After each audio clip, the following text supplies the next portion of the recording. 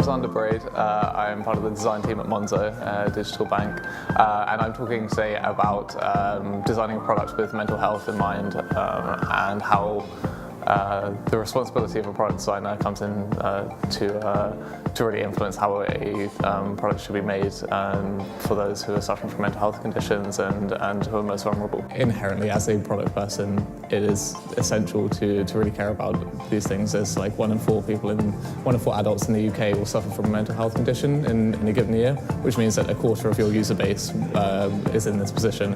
And so therefore, I think, like, as designers, as developers, anyone who's working on a product, I think it really is an essential and very interesting part of our job. I'm Zander. I'm a designer at Monzo.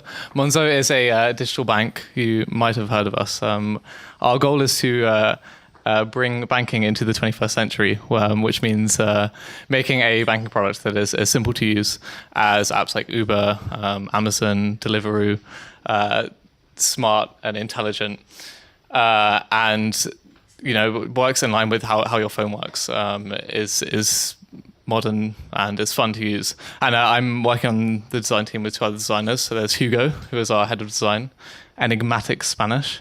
And there's Sam, who's in charge of all animations and fun interactions and marketing things in the app.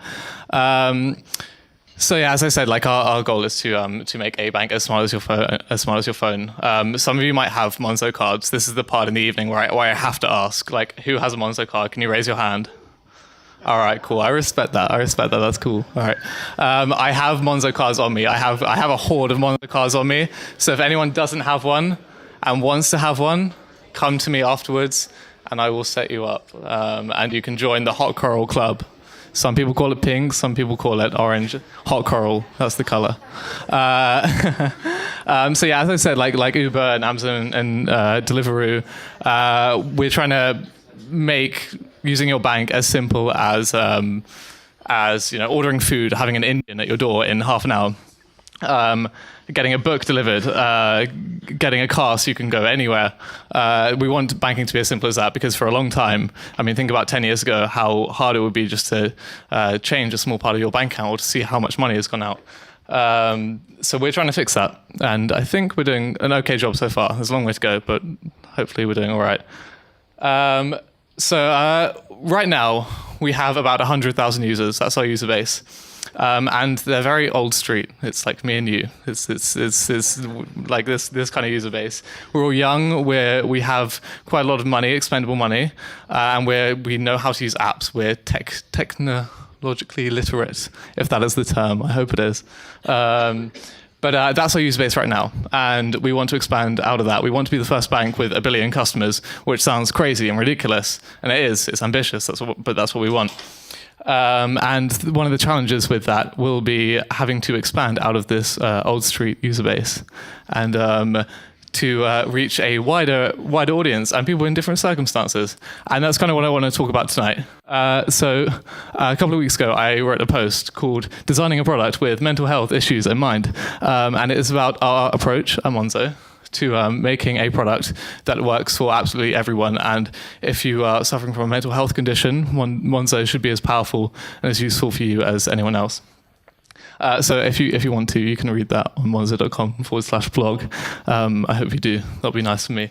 And the reason that I wrote this is because, like, aside from doing quite a lot of research over the last, I don't know, few weeks, few months into mental health in the UK, this is the statistics with mental health in the UK. So 1 in 4 adults, which is 13 million people, suffer from a mental health condition in the UK.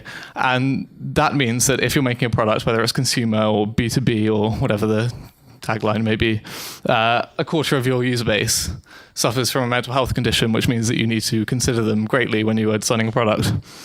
And as a designer, developer, or product person, this should influence your decisions heavily. And in this blog post that I wrote, I spoke about this idea of positive friction. And as product people, we've been trained quite intensely to avoid friction at all costs. Friction is quite an evil thing. The idea of having any sort of friction, any sort of speed bumps in your app is terrible and it makes sense because, like, that's what makes apps amazing, is that the user experience is as straightforward, as simple as possible, and, like, minimizing friction tends to maximize profits. Like that is the idea. That's why we do it. That's why we make products as simple to use as possible. And it's what we're trying to do with Monzo, as I mentioned, like with Uber and Deliveroo and all of these amazing products, is that it makes it so simple to do these things that 10, 50 years ago were impossible. An example that I use in the blog post is to do with the Tylenol or paracetamol packaging in the UK. So in 1998, there was a change in the packaging from bottles, where previously there was bottle packaging of paracetamol, where you could get 50 pills in a pack. And this would mean that if you wanted to overdose on paracetamol, which for some reason there is a common misconception that one can't overdose on paracetamol, you can. It's terrible, and it's very, very possible. And in the 90s, it was a common way that someone would attempt to commit suicide because it was accessible over the counter. You could get a large amount of pills, enough to kill you. And so in 1998, the MRHA, I think is their name, the organization in charge of pill packaging design in the UK, changed the packaging for paracetamol products from a pill bottle to blister packaging.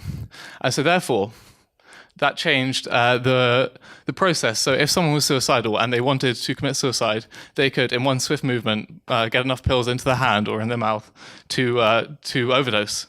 And by changing it to blister packaging, where one by one, in a slow process, you would have to pop out a pill, it added enough friction and enough considered tension in the product where you would have to think about what you were doing.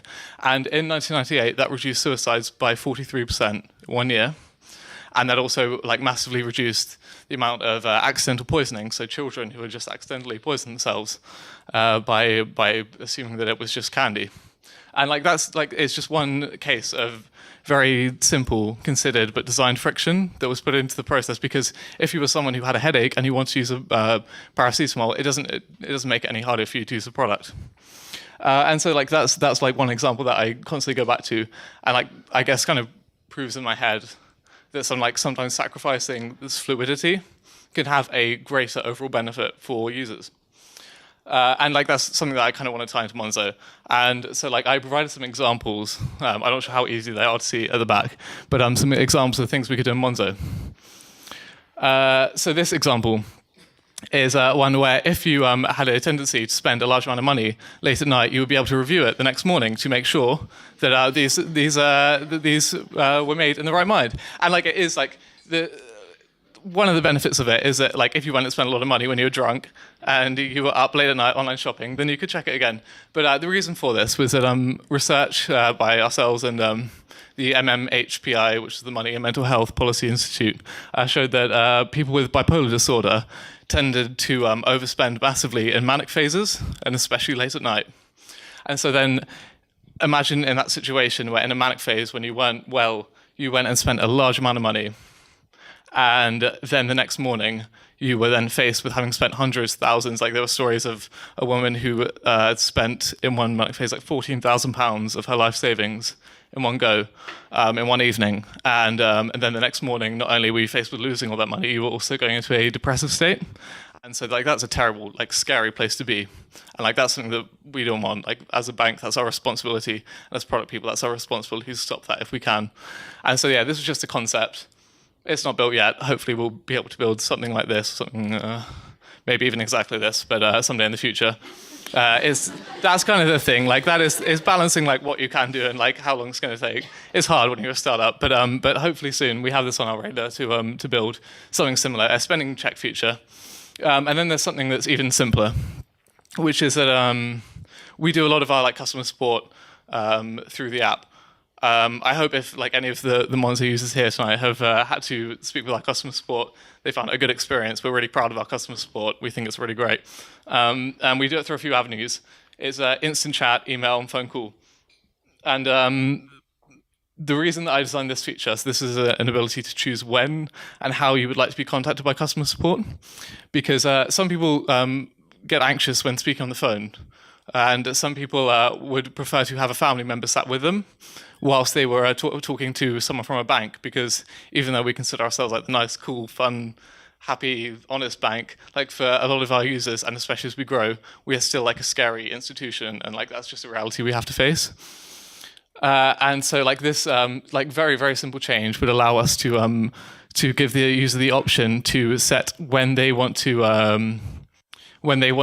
speak to a member of customer support and how they would like to do it. So, if speaking on the phone is something that's scary for them, then they don't have to do that. And like that's a super simple change we can add to the product. And so yeah, I think like in general, the idea is that like I'm trying to introduce into Monzo, and I think like everyone here, if you're working on a product, you probably have this in mind, like building responsibly, and the effect that your decisions can have on your users. And like, stepping aside from the user perspective and thinking about them as people, which I think we all do because, empathy is obviously, as we all know, like such a big part of building a product. And also realizing that like, there's a very, very, very hard battle to fight. It's going to be long and uphill, speaking from Monzo's perspective, to try and make a really strong product for absolutely everyone that we can. And especially as we grow like to a larger and larger user number, it's going to be really hard to make something that works fantastically for everyone. But the more research we do, the greater understanding that we have, and the greater understanding that we have, the more empathy that we can grow, and we can make better decisions.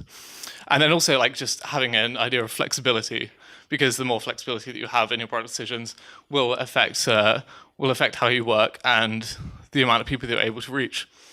And yeah, so I think like that's just something that I wanted to kind of give Monzo's perspective of, which is that like research is vital, and opening up the avenues into which you're thinking about how the problems that your users face is really important, and thinking about all the spectrum of your users and the situation that they may be in, because as I said, 1 in 4 adults in the UK suffer a mental health issue, which means that 1 in 4 of your customers, if you're making a product, they're also in that position. So yeah, that is that. We're hiring a designer, so if you want to come and work at Monzo, please do. And if you just want to boost my ego, come and follow me. Yeah, and that's that.